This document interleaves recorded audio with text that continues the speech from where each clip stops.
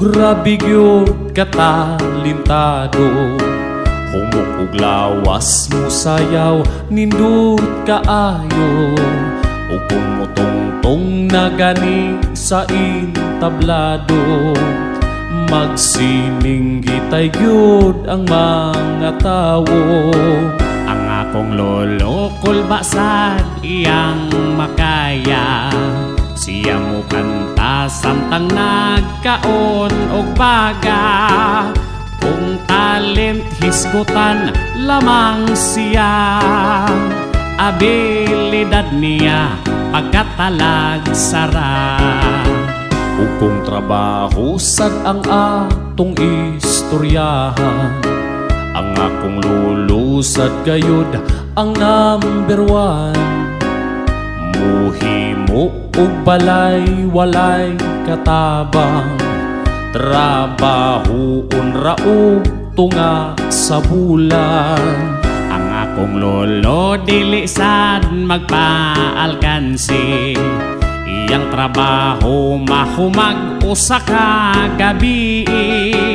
Mo trabaho siya maghigda ra, makahimo dayon og usa ka bata.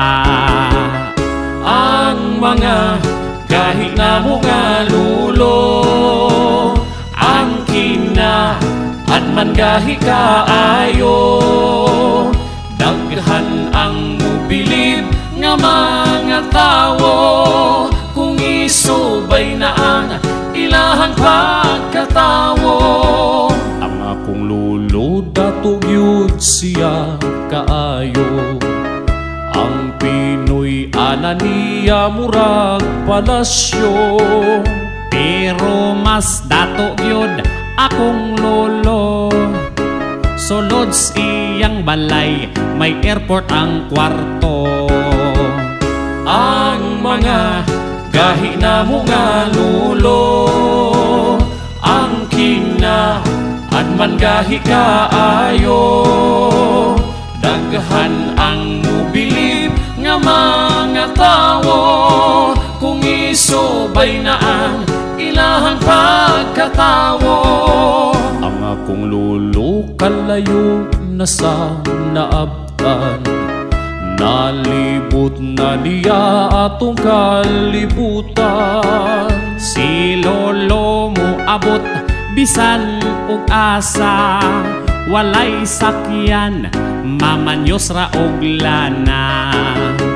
Walay sakyan mamanyos ra og lana.